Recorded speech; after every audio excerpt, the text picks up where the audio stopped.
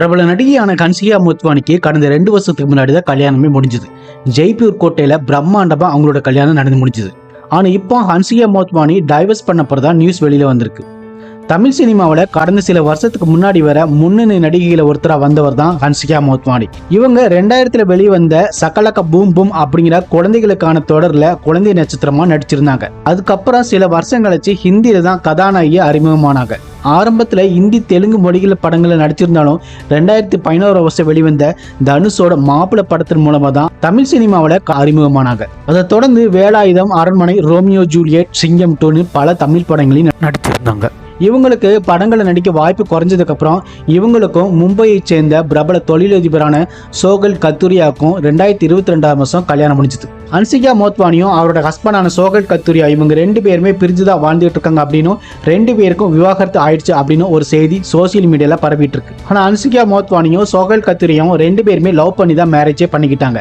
ஆனா இதுக்கு முன்னாடி சோகல் கத்தூரியா ரிங்கி பஜாஜ் அப்படிங்கிறவரை மேரேஜ் பண்ணியிருந்தாங்க. இந்த ரிங்கி பஜாஜும் ஹன்சிகா மோத்வானியும் ரொம்ப க்ளோஸ் ஃப்ரெண்ட்னு சொல்லப்பட்டது. சோகல் கத்தூரியா ஃபர்ஸ்ட் ஒய்ஃபை டைவர்ஸ் பண்ணதுக்கு அப்புறம் தான் ஹன்சிகாவையே 2வது திருமணம் பண்ணிக்கிட்டாங்க. அதனால ஃப்ரெண்டோட லைஃபையே கெடுத்துட்டாங்க அப்படின்னு சொல்லி ஹன்சிகா பத்தி பல சர்ச்சையான விஷயங்களும் பேசப்பட்டு வந்துச்சு. இவங்களுக்குள்ள டைவர்ஸ் நியூஸ் வெளியில வந்ததுக்கு அப்புறமா ஹன்சிகாவோட இன்ஸ்டாகிராம் பேஜ்ல ஹஸ்பண்ட் கூட எடுத்துக்கிட்ட எல்லா பிக்சர்ஸுமே டெலீட் பண்ணவும் செஞ்சுட்டாங்க. அதே மாதிரி அவங்களோட அக்கௌண்ட்டை பிரைவேட்டா மாற்றவும் செஞ்சுட்டாங்க. ஹன்சிகா மோத்வானிக்கும் சோகல் கத்திரியாவுக்கும் கல்யாணம் முடிஞ்சதுக்கு அப்புறம் ஜாயிண்ட் ஃபேமிலியா தான் இருந்திருக்காங்க.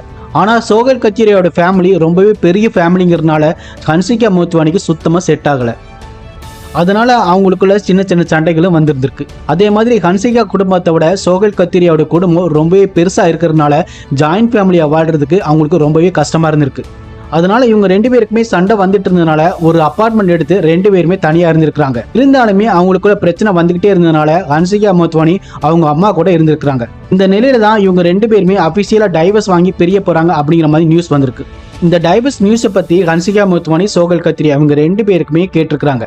இதை பத்தி ஹன்சிகா மோத்வானி என்ன சொல்லியிருக்காங்கன்னா, ரிங்கி பஜாஜ் அதாவது சோகல் கத்திரியாவோட முதல் மனைவியை பிரிஞ்சதுக்கு நான் தான் காரணம் அப்படின்னு, நல்லா இருந்த குடும்பத்தை நான் தான் பிரிச்சுட்டேன் அப்படின்னு சொல்லி தப்பா என்ன பேசுறாங்க.